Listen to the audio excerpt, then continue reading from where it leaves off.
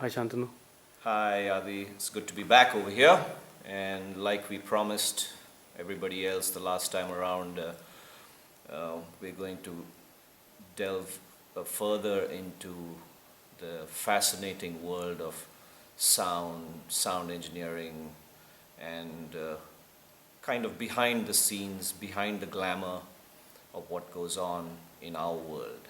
Uh, there was a Well, I'd really like to thank everyone for watching the last video that we had put up. Thanks to you, Aditya, and Sudeep Audio.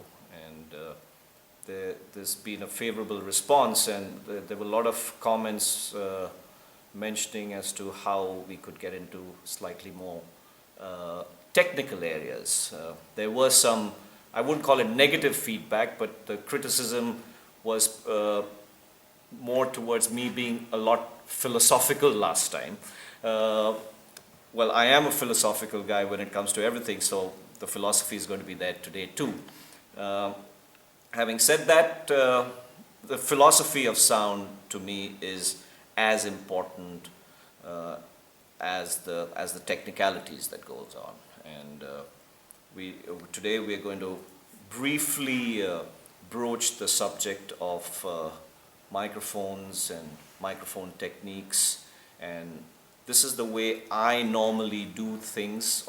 Obviously there are variations to a theme on everything, and it's just a basic thing.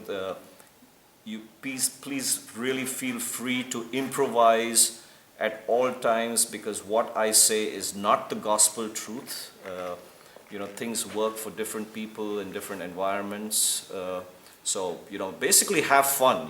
Just have fun and be excited with what you are going to hear. I said it last time. If it doesn't excite you, you definitely cannot excite anybody else. So here we go. We're going to start off today with a very, very basic setup for recording drums. It's obviously you'll see that there are no cables attached, because we don't really have right now the time as such to actually physically record the sounds and then make you hear what it sounds like through different microphones. That could be done at a master class with everyone being here with me in my studio, which I think we should also at one point of time get to do. Okay, so here we go. So basic drum kit. It's a very basic drum kit. It's a kick drum, snare, 2 toms, rack toms, 1 floor tom, hi-hat, rides, crash, splash. So the sound of a drum kit is basically the sum of all its parts, But so therefore we have to spot mic each of the instruments, and I call each one of them an instrument because each one has its own different tonality. And then we get into the room, and then that's how you create the overall sound of a drum kit.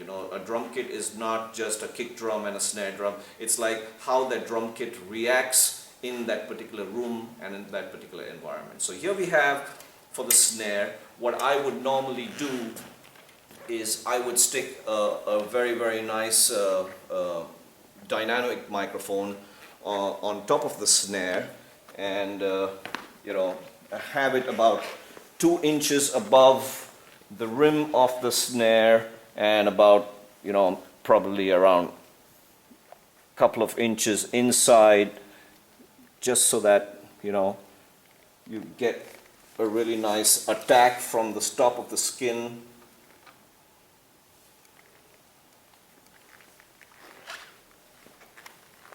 Yep, around there. And I'll just angle it slightly more towards the center. I don't usually like to angle my microphones directly into the source. I like to give enough of air for the instrument to breathe, and be very careful as to, with your drummer around, make sure that it's not coming in the way of his playing, so there's no damage to the microphones. So this would be a basic setup for the top of the snare. I don't have a microphone right now in over here, but I would also on occasions, stick a microphone underneath the snare in case I find that there's too much attack on the top of the skin, and I need a little bit more of a strainer, so I would have another microphone right underneath, angled towards the snare, but always, as a rule, make sure that you flip the bottom microphone out of phase. Yeah, because that can, you know, if you bring up the two microphones in phase with each other, and you'll hear the difference that you're losing out a lot of bottom end. So the moment you flip the phase on your console or on your preamp, whatever you're using, you'll find that you get that rich snare sound. Next, we'll move into the hi-hat, and a lot of people call it choke cymbal. I have no idea, because it's not meant to choke you. So I call it the hi-hat, and I will normally angle it slightly towards the bell of the hat. That way, so not only with this position, not only will I get the sound of the hat, but I will also get the sound of the sticks on the hat. So that for me is really important. Now if you're doing heavy rock and hard rock, this is just a microphone which will just give you extra presence to the hat, because the hat bleeds through everything. So a lot of times you may not need to even bring the hat microphone in, you know, because you're getting a lot of hat bleed through from your overheads. We move into the toms. So we have the tom microphone. Again, I'm using dynamic microphones over here. Dynamic microphones I would use largely when I'm doing heavy rock stuff, and I'd probably have it, again, same, around 2 inches up and slightly angled, you know, towards the center, never directly. Same thing I do with all the toms. That's one over here, there's one over here. Don't worry about this right cymbal, because everything is going to bleed into everything, so you don't worry about that. The floor tom microphone over here, I usually like to bring it in slightly closer than I would do with the rack toms, is because I like to achieve a lot of proximity effect, which I would get from the microphone being close to its source. So you get a nice, you know, nice deep bottom end to that particular sound. A lot of people also like to put a microphone underneath the tom just to get that extra bottom, but I've never ever had a problem with bottom end in my studio, so it's pretty much cool the way it is right now. Overheads, a lot of people use spaced pair. Not ideally, you must use a condenser microphone for your overheads, because that gives you the overall sonic picture of the full drum kit. Not only are you getting a great sonic picture of your full drum kit, but you're also getting a beautiful, clean, crystal sound of your overheads, which are your cymbals in this particular case. Right now it's about head height from where I am, but depending on the kind of track that I would do, I would probably have it, I would never go lower than where it is right now. We're about, I would say around 3 feet or so above the kick drum, above the top of the kick drum, but more occasions I would probably go up approximately 6 feet above. I would do that. If I find that I'm losing a little bit of presence on the rides, if I'm doing like a jazz kind of thing, I'd probably stick another condenser microphone just above the ride, you know, just to get a little bit of the ride cymbal, you know, get it pinging a little bit. So, you know, just to get that swing. So that takes care of this. And we move into a kick drum. And this kick drum has a closed head which does not have any hole to it. So, but more often than not, I would still remove the front head off the kit and you know, have it angled in, because that's the way I like the sound. And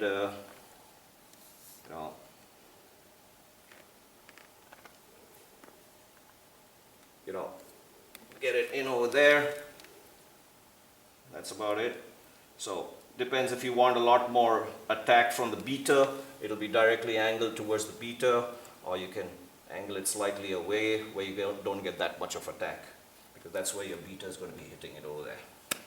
About 6 inches inside the shell is probably good enough and what works for me. So that takes care of all your spot microphones. Now what's really important with recording a drum kit is your room around you, because your room makes all the difference. So here are different room microphone techniques which you can use to record.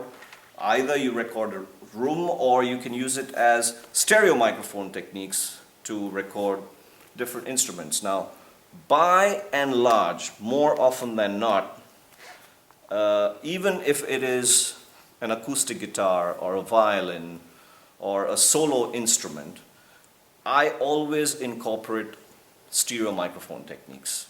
I will never ever record with one microphone just to get a mono image. I like the spread, because if I have it recorded in stereo, I can always center it.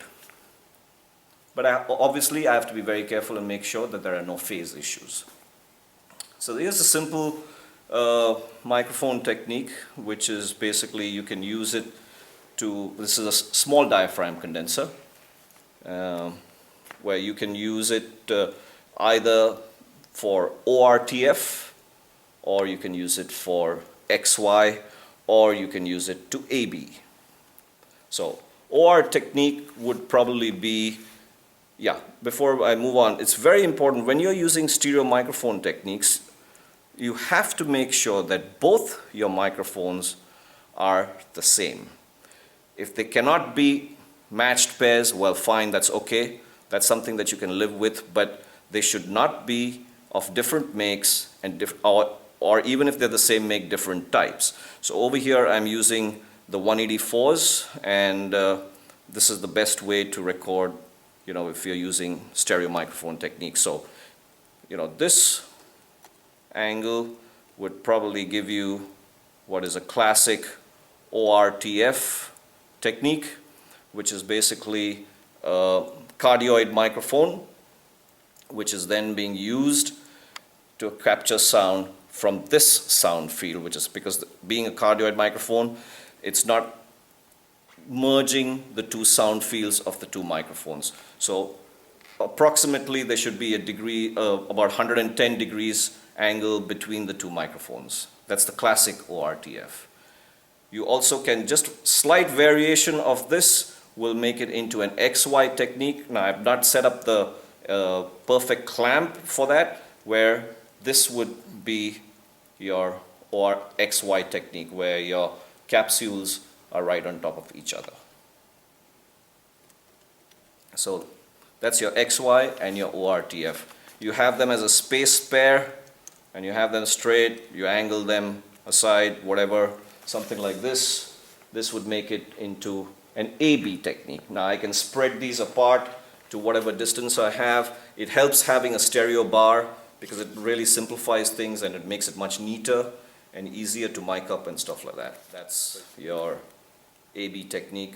A lot of times I might just angle things away, so this becomes a pseudo kind of ORTF technique, and you can just mess around, get the width that you want, get the spread that you want. For what kind of instruments would you recommend? Well, I would record AB or XY or ORTF for almost every instrument, whether it's acoustic guitar, whether it's violin, whether it's tabla. I would also use a room microphone in an XY pattern. I'd also have a spot happening, just to get that little bit of proximity which I need from the instrument. So I would pretty much use, I'm a firm believer that I use stereo microphone techniques on everything, Right. Excepting, of course, the drum kit, where it really doesn't make sense to have stereo microphone technique to each instrument. So, that would be a little crazy.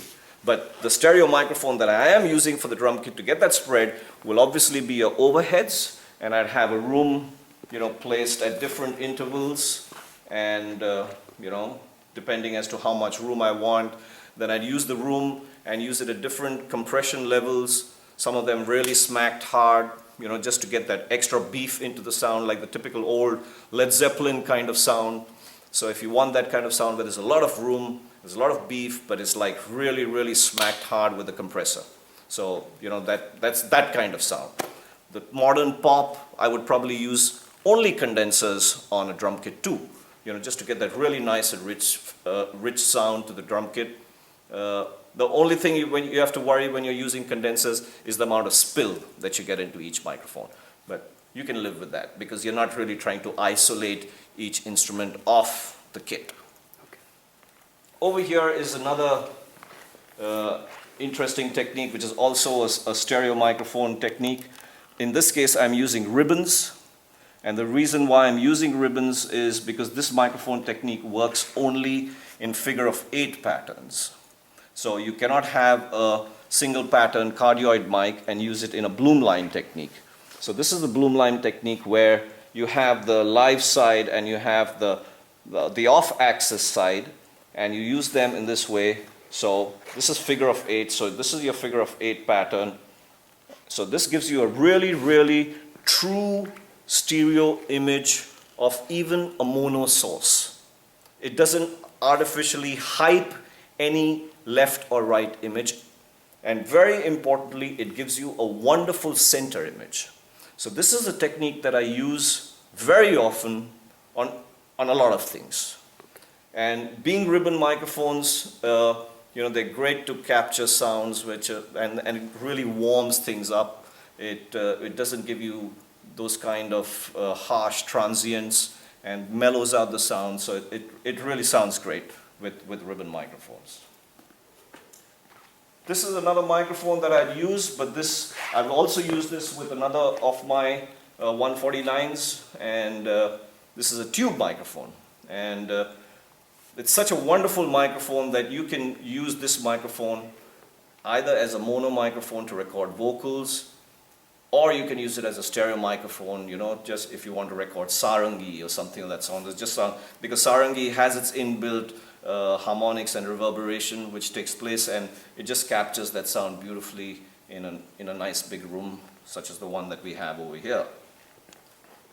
This is something that most people, what they don't do, and I don't blame them, is because you need to have space. Now this is a technique which was devised many years ago by the engineers of a record label famous for recording classical music, and that record label being Decca Records. And therefore this technique to record orchestra, because if you're working with a philharmonic or a symphony orchestra which would have close to say around 150, 200 musicians, it's difficult to have 150 or 200 microphones, so it really doesn't make sense.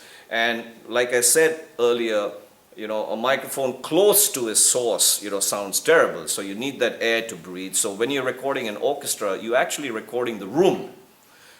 And the way the orchestra is playing and the way the music has been written is what will help catch it in the best possible perspective. So after hearing this particular technique, most people would not go back to anything else. However, I would also have spot microphones. I'll get into that later.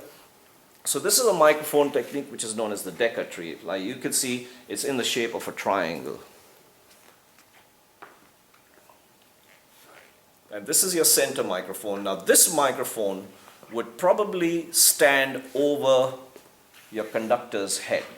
Now the reason why we've got it down low is so that you could see it, but this would go up pretty much around, I would probably say close to around 12 to 18 feet up towards the ceiling, to be able to get a beautiful large perspective as to what is happening with the orchestra. This gives you that wonderful stereo mono image. These microphones on your left over here and on my right over here, I will probably angle them according to the way the orchestra is placed, and I would get a wonderful left, right and center image, because the center image is really important. So this is what gives you that factor, because the center image being closest to the orchestra, you'd probably have it slightly lower in the mix, just to know that that center image is there so things don't seem out of whack. You don't have to keep tilting to one side to be able to hear what the violins or the viola are playing. So that's your Decca tree, the classical Decca tree. What I would also do on most occasions, I would have outriggers, which is like maybe around 8 to 10 feet away, very high up on either side to get that extreme image. So you have left, then you pan maybe 10 o'clock, 2 o'clock, or maybe even more, and your outriggers you can pan hard left and hard right. And what I also do, which is really, really important, because I'm not the person who likes to do pseudo 5.1. If I'm recording 5.1, then I actually record in 5.1, where I will be using different microphones to get my different image from my different monitoring systems. Obviously the 0.1 really doesn't exist in music because that's your LFE channel, and LFE is of no use to me in music. So in that case, I would stick another stereo bar in over here and have the two microphones pointing in the opposite direction, because that's the way your 5.1, your left surround and your right surround would be placed in your surround field if you're in the center sweet spot position. So I would have them angled away so my LS and my RS would be catching mainly the reflections from my back wall or from the ceiling. So that really gives you one. So you have a nice present image in your LC and R, and you have a lovely ambient image in your surrounds, and that really gives you that wonderful expanse. I use that also when I'm recording solo piano, for example. If it's just a piano that I'm recording and I want to record it in surround, that would be gorgeous.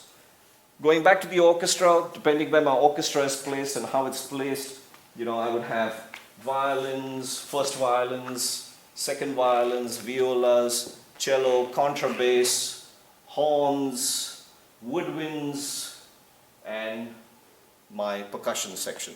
I would have a spot mics for each section, which I call audio sweeteners. So I'd bring them in according to what is required. If I'm losing certain presence sometimes, if I'm not catching some movements, and if I'm not catching the exact chordal patterns, I'd probably bring them in during mix down.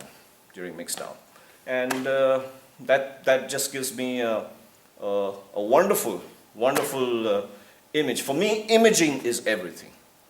And microphones are my extended set of ears.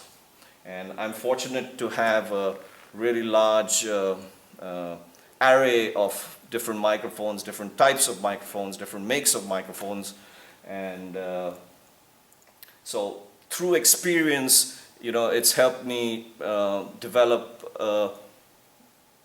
I would say, favorites towards, each instrument, so to say. So, for a kick drum, I could use maybe, AKG D112, or I could use an Audix, or I could use Shure, and I could use an Audio Technica, but I've developed a favorite, and right now my current favorite is the Audixes, which I'm using. That's my current favorite. Maybe from now, later on, I might develop another current favorite. I don't know. Right. It keeps evolving, and which I think is good. To me, this is the most important aspect of recording. And what you're getting and capturing from your microphones is really important. I'm in love with microphones. I'll go to the extent even of even if I have some synth parts which are playing, and I find that the synth parts need more air into the track, and they need a little bit more spread, need a little bit more width.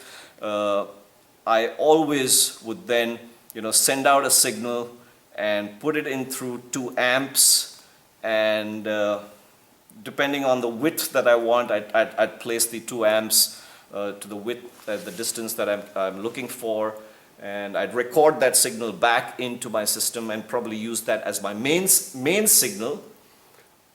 But a lot of times I would just blend that in, you know, maybe cut off some top end from my original source and just bring in the recorded signal in just to give it that warmth and spread. And it's all just a feeling of love and glow. And it just feels wonderful. And so be free and feel free to experiment. And don't be afraid to make mistakes, because only by making mistakes will you be able to learn. But you have to accept the mistakes that you make. And once you've accepted that you are not God, then you'll go very, very far in your career. Thank you for this, Shantanu. Thank you very much. My pleasure. I'm sorry it's been very short, but we will get into a situation where we will actually have musicians over here. We will get into a situation where we will record different kinds of microphones at different distances for you to hear and judge the difference, and then for you to decide as to what works best for you. Very importantly, record clean and record it well. And I have a weird philosophy, which I'd like to end off with, is make very sure as to how it's sounding in the room that you're recording. And when you go back into the control room to actually have the sound, make it sound better than what it was in the room. With that note, cheers. Bye-bye. Thank you. We'll see you soon.